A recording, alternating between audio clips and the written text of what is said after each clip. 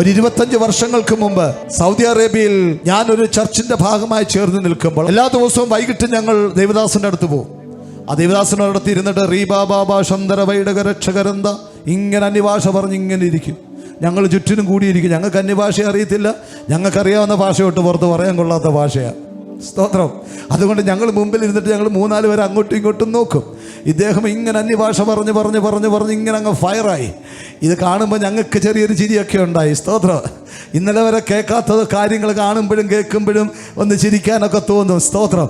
അങ്ങനെ ചിരി ഹൃദയത്തിൻ്റെ അകത്ത് പൊട്ടുമ്പോൾ ഇടിവെട്ട് പോലൊരു ശബ്ദം കേട്ടു. ആ ദേവദാസൻ കണ്ണ് തുറക്കാതെ എൻ്റെ മുഖത്തോട്ട് ചൂണ്ടിട്ട് പറയുക, ജോൺ ബ്രദർ ഒന്ന് പ്രാർത്ഥിക്കാൻ. ഞാൻ അന്ന് വരെ വിചാരിച്ചിരുന്നു എന്നെപ്പോലെ കഴിവുള്ള ഒരു മനുഷ്യൻ, വീരശൂര പരാക്രമി ലോകത്താരുമില്ലെന്നുള്ളതാണ്. പക്ഷേ ദൈവസന്നിധിയിൽ പ്രാർത്ഥിക്കാൻ പറഞ്ഞപ്പോൾ ഇരുന്നിടത്തിരുന്ന് ഞാൻ വിറയ്ക്കാൻ തുടങ്ങി. എൻ്റെ ശരീരമെല്ലാം വേർത്തൊഴുകാൻ തുടങ്ങി. സ്തോത്രം.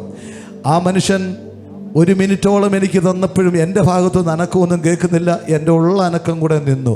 അടുത്തിരിക്കുന്നവരുടെ സഹായത്തിന് വേണ്ടി ഞാൻ അങ്ങോട്ട് നോക്കുമ്പോൾ ഓരോരുത്തരുടെ മുഖത്ത് നോക്കുമ്പോൾ എല്ലാവരും കണ്ണടച്ചിട്ട് അവരങ്ങ് ആത്മാവിലായ പോലെ ഇരിക്കുകയാണ്. കാരണം ഞാൻ പറയുന്നു ഒന്നും അവർക്ക് കേൾക്കണ്ട. ഞാൻ പറയാൻ പോകുന്ന ഇതാണ്, എടാ നീ അങ്ങ് പ്രാർത്ഥിക്കുന്ന ഈ പറയാൻ വരുന്നത്. അത് മനസ്സിലായവർ 3 പേരും കണ്ണടച്ച് ആത്മാവിലിരിക്കുന്ന പോലെ അവരും എന്തൊക്കെയോ പറഞ്ഞുകൊണ്ട് ഇങ്ങനെ ഇരുന്നു. രക്ഷപ്പെടാൻ ഒരു മാർഗവുമില്ല. അങ്ങനെ എന്ത് ചെയ്യണമെന്ന് അറിയാതിരിക്കാൻ വീണ്ടും ആ ദൈവദാസൻ പറഞ്ഞു, ജോൺ ബ്രദറിനോടല്ല പറഞ്ഞ് പ്രാർത്ഥിക്കാൻ. എന്നിട്ട് ഞാൻ മിണ്ടാതിരുന്നു.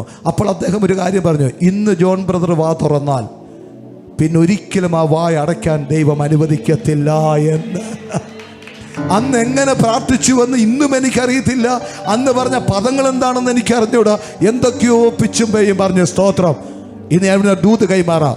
നിന്നിലെ പ്രവാചകൻ എഴുന്നേൽക്കുന്നത് പിച്ചും പേയും പറഞ്ഞുകൊണ്ടായിരിക്കും. നിന്നിലെ പ്രവാചകൻ എഴുന്നേൽക്കുന്നത് പ്രാർത്ഥനകളോടെ ആയിരിക്കത്തില്ല. നിന്നിലെ പ്രവാചകൻ എഴുന്നേൽക്കുന്നത് കൈപിടിച്ച് നടക്കുന്ന ഒരു കൊച്ചു കുഞ്ഞിനെ പോലെ പിച്ചും പേയും പറഞ്ഞായിരിക്കാം അവൻ ദൈവസന്നിധിയിൽ ഒരു പ്രവാചകൻ എഴുന്നേൽക്കുന്നത്. പക്ഷെ എഴുന്നേൽക്കാൻ നീ മനസ്സ് കാണിച്ചാൽ, ആ നാവ് ചലിപ്പിക്കുവാൻ മനസ്സ് കാണിച്ചാൽ, ലോക രാജ്യങ്ങൾ അറിയത്തക്ക തരത്തിൽ നിന്നെ ഒരു പ്രവാചകനാക്കി മാറ്റുന്ന സ്വർഗത്തിന്റെ ഒരു ശക്തി ഈ ഹോളിന്റെ അകത്ത് ചിലരുടെ മുകളിൽ ഇതാ വ്യാപരിക്കുന്നു. അതിനെ സ്വീകരിക്കുക. പ്രവചനത്തിന്റെ ആത്മാവിന്റെ കൈമാറ്റം. ഇന്ന് നിനക്ക് പ്രാർത്ഥിക്കാൻ അറിയത്തില്ലെങ്കിലോ, ഇന്ന് നിനക്ക് പാടാൻ അറിയത്തില്ലെങ്കിലോ, അമ്മയുടെ ഗർഭപാത്രത്തിന്റെ അകത്തിട്ട് നിന്നെ വിശുദ്ധീകരിച്ച് ഒരു പ്രവാചകനോ പ്രവാചകിയെന്ന് നിന്റെ മുകളിൽ മുദ്ര കുത്തപ്പെട്ടിട്ടുണ്ടെങ്കിൽ, നിനക്ക് സംസാരിക്കാൻ അറിയത്തില്ലെങ്കിലോ നീ സംസാരിക്കാൻ തുടങ്ങിയാൽ നിന്റെ അകത്ത് കിടക്കുന്ന പ്രവാചകൻ ഇന്ന് പാൽക്കാലം എഴുതാക്കാൻ പോകുക.